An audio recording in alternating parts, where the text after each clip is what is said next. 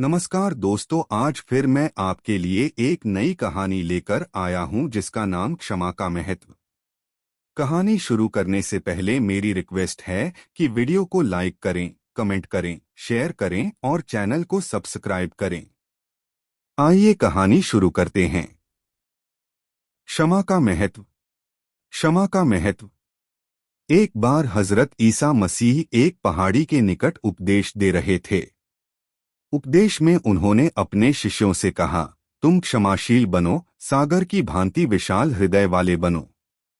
यदि कोई तुम्हारे प्रति अपराध करे तो तुम उसे क्षमा करो, क्योंकि निराकार प्रभु तुम्हारे जन्म के समय से ही तुम्हारे अनेकों अपराधों को क्षमा करता चला आ रहा है। यदि तुम प्रभु के प्रति किए गए अपने अपराधों को क्षमा कराना चाहते हो तो निःसंदेह तुम्हें भी अपने अपराधी के गंभीर अपराधों को भी क्षमा करना होगा। इतना कहकर ईसा मसीह चुप हो गए। उनके एक भक्त पीटर ने अत्यंत विनम्र होकर महात्मा ईसा के चरणों में अपनी शंका प्रस्तुत की, भगवन, अपराधी यदि क्षमा किए जाने के बावजूद भी अपराध करता जाए तो उसे किस सीमा तक क्षमा करना चाहिए?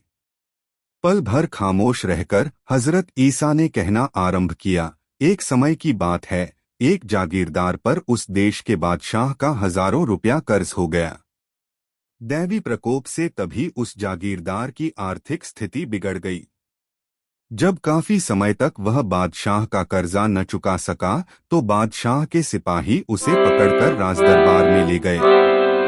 बादशाह बहुत क्रोधित था। वह उसे सजा सुनाने ही वाला था कि जागीरदार ने बादशाह के पैर पकड़ लिए और गिड़गिड़ाते हुए उसने राजा से कुछ समय की मोहलत मांगी। न जाने बादशाह को क्या सूझी कि उसने जागीरदार पर तरस खाकर उसका पूरा कर्ज माफ कर दिया। कर्ज माफ हो जाने पर जागीरदार बादशाह के प्रति कृतज्ञता से भर उठा। बादशाह को लाखों धन्यवाद देते हुए वह अपनी जागीर में वापस लौट आया।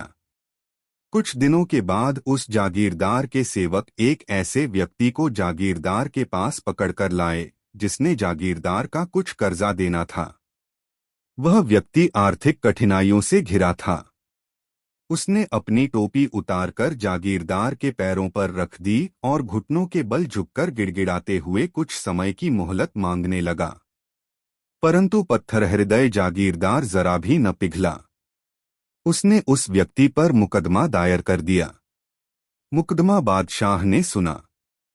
मुकदमे के दौरान उस गरीब व्यक्ति ने अपनी आर्थिक स्थिति बादशाह को बताई और कुछ समय देने की प्रार्थना करने लगा। इस पर जागीरदार बिगड़कर कहने लगा, बादशाह सलामत, मैंने कई बार इसे मोहलत दी मगर यह व्यक्ति बहुत ही बदमाश मालूम होता है। इसे और समय न दिया जाए बल्कि इसे कठोर दंड दिया जाए। यह सुनकर बादशाह को क्रोध आ गया। वह गुस्से से बोला, मैंने तुम्हारा हजारों रुपयों का कर्जा पल भर में माफ कर दिया था और तुम इस गरीब के कुछ 100 रुपए माफ नहीं कर सकते। जो दूसरे को क्षमा नहीं करता उसे भी क्षमा नहीं किया जा सकता। तुम्हें मेरा सारा कर्जा यहीं और इसी समय अदा करना होगा। यह कहकर बादशाह ने जागीरदार को बंदी बना लिया। जागीरदार बहुत रोया पिटा, लेकिन अब बादशाह को उस पर जरा भी तरस नहीं आया। फलस्वरूप जागीरदार को शेष जीवन बादशाह के कैदखाने में बिताना पड़ा। इतना कहकर हजरत ईसा मसीह ने एक बार फिर पीटर की ओर देखा और फिर श्रद्धालुओं से कहा, क्या तुम ईश्वर के प्रति किए गए अपने पापों और अपराधों को भी निरंतर क्षमा करवाना चाहते हो? यदि ऐसा है तो तुम्हें अपने अपराधियों को भी निरंतर क्षमा करते रहना होगा। यह सुनकर सबके सिर श्रद्धा से झुक गए। महात्मा ईसा के इस आदेश को अपनाकर हम दयालु प्रभु की दया के पात्र बन पाएंगे। हमारे अपराध तभी क्षमा होंगे जब हम अन्य लोगों के अपने प्रति किए गए अपराधों को क्षमा करते जाएंगे। दोस्तों, कहानी कैसी लगी कृपया कमेंट में बताएं। वीडियो को लाइक करें, शेयर करें और चैनल को सब्सक्राइब करें। कहानी सुनने के लिए धन्यवाद।